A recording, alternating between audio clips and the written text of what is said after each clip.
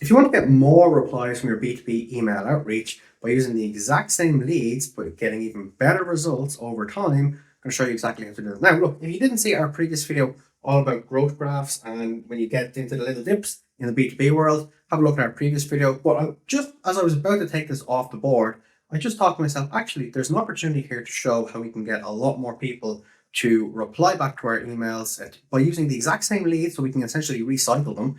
So instead of having all these different dips, how do we actually save that so that over time that we still have better results by the end of the year? Okay, so let's just take the assumption here that you're going to reach out to 1,000 people every single month. Okay, now if you can't see what that says 1K above all of these particular months here as well. Okay, now here's one of the mistakes a lot of people make is that when they reach out to 1,000 people, let's say that you get a 1% reply rate. Okay, so 10% of people have replied back to you and put their hand up and said, yes, I'm interested, let's learn more. Okay, if you get those people on a call, again, let's just take the assumption that they go through the whole pipeline and 20% of them actually go ahead and they actually book a sales call with you. Okay, sorry, not that they book a sales call, but they actually convert into paying clients. Again, let's just assume that your LTV is $10,000 for argument's sake, okay? Just for very simple maths here. Okay, actually, do you know what? I'll write that down. So let's say of all the 1,000 people that you reach out to, you have a 1% reply rate, which would mean 10 people have given you a positive reply. And let's say of the 10 people, they go through the whole way through your funnel, and let's say 20% convert actually into a paying customer, paying client. So therefore we have 2. Okay, so 1,000 people we reach out to, we have 2 new customers. We have a average LTV of 10,000. Obviously multiply that by the 2 that we have here, so that we have an extra 20,000 in revenue. Okay, so what a lot of people do is that, let's say that you've gone through this the whole way through. Okay, so that of all these 1,000 people that you've reached out to each particular time, that you have 20,000 in revenue each particular month. Okay, so obviously multiply that over 12, and then we have 240,000 in additional revenue for the year. Okay, now again, in order to get this 240,000, most people stop at this 20,000. And the reason most people stop is because they do the first 1,000 and they go, we only got 10 replies. We sent 1,000 emails, we got 10 replies, and only 2 of them actually convert. This is an absolute waste of our time. Okay, this can be all automated, so you can actually just leave it. So you can turn that 20 into a 240 by everything that you've done up here, because the vast majority of the work, the setup, the tech setup, the warming up of the emails, all that sort of stuff, you have to do before you even get to here. Okay, so if that's already all done, just let it continue. And this is one of the reasons where a lot of people fail with email outreach in regards to B2B. Okay, so they just do this one, they go, it didn't give us the results we wanted, even though realistically those are actually pretty good results. Okay, you pretty much got an extra 20k in revenue from doing nothing, because this is all automated if you got it set up the correct way. Okay, maybe you had to reply to some emails, people replied back to you, big deal for an extra 20k. Okay, now if you continue along doing that, then obviously if that was to happen each and every month, then obviously there'll be ups and downs, there'll be dips like we see here. But let's just take the assumption that is an extra 240k for the whole year. So that's basically $250,000 in extra revenue for the whole year just from sending some emails. Okay, now a lot of people do not do that because they don't see past this particular stage here. But if you just kept that going, it's $250,000 in revenue. Okay, now that could be annual recurring revenue for the company as well. Okay, I'm going to show you how to make that even more so. Okay, because you have to remember that not everybody is in the buying stage when we reach out to them. Okay, there's only going to be a very small percentage of people that are ever in the buying stage. Okay, so most people, they already have something that you already have, and even if you have better features or it's cheaper, you can do it faster, you can do it better. It doesn't matter. People are very sticky with the stuff that they use these days. As in they have a familiarity with it.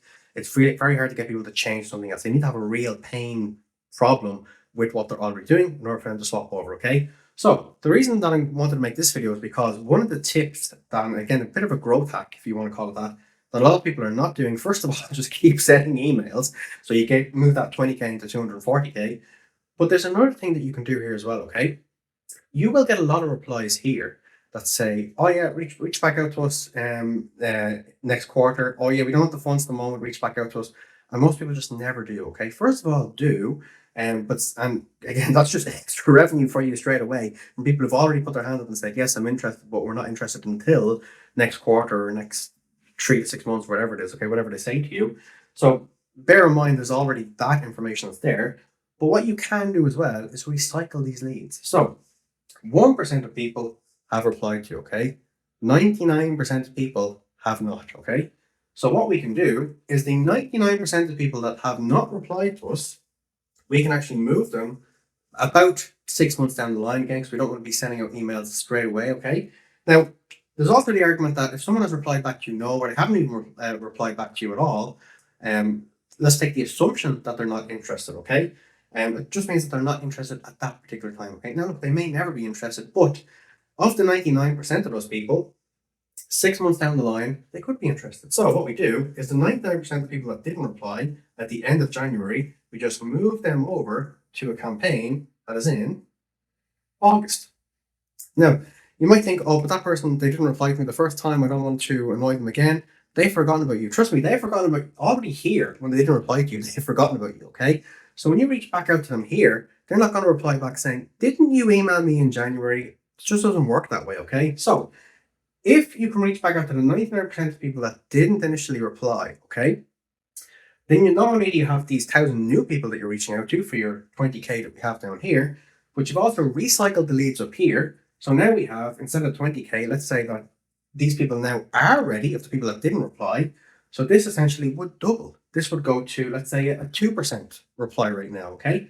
And so then all of a sudden, everything here doubles. So that 20 goes to 40. And again, once you do this enough times again and again over time, we do the exact same thing. We move February's, anyone that didn't reply in February, move them over to September. Anyone that didn't reply in March, move them over here. Anyone that didn't reply here, move them over here. Anyone that didn't reply here, move them over here, okay?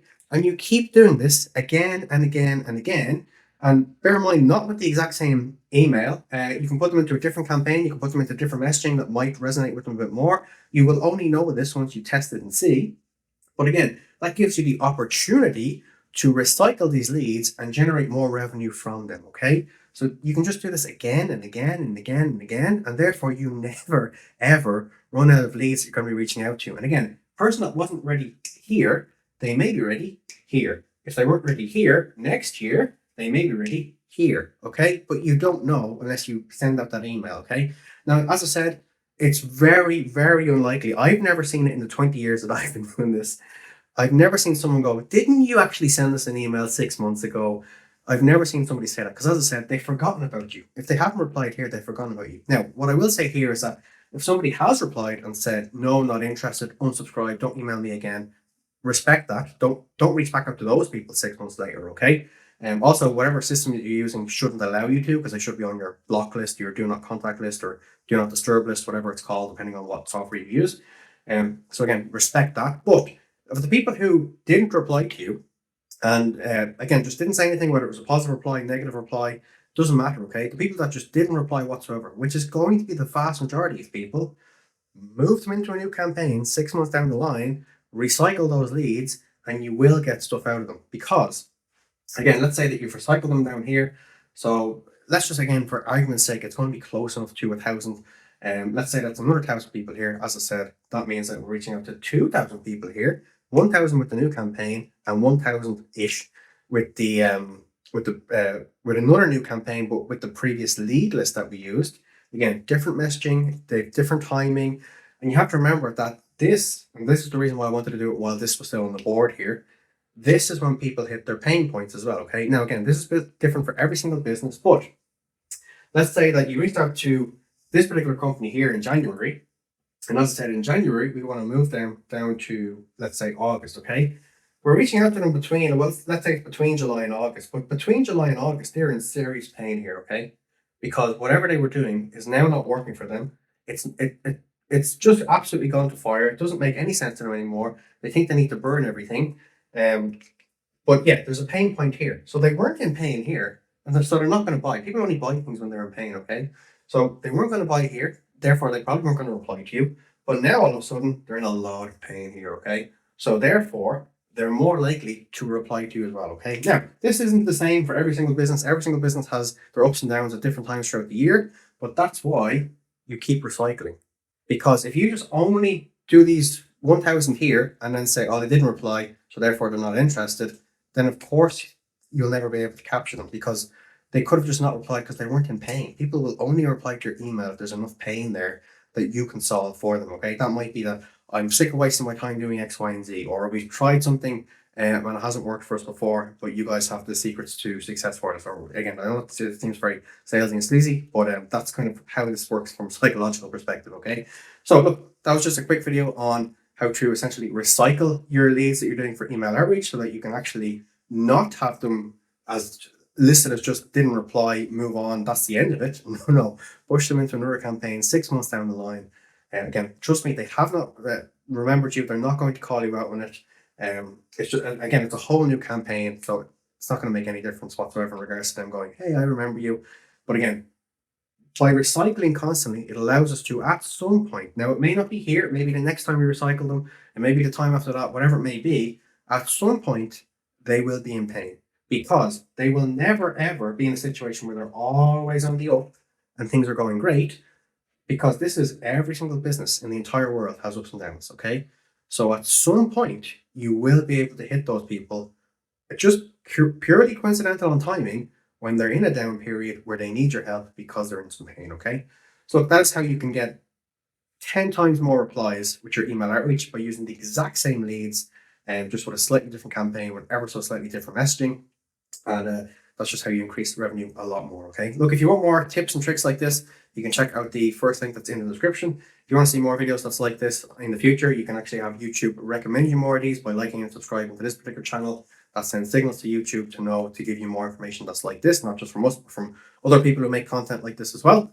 If there's any particular videos that you do want to see in the future, you can actually leave a comment below and we can make that video for you. Other than that, that's everything that we have for today. Have a good day.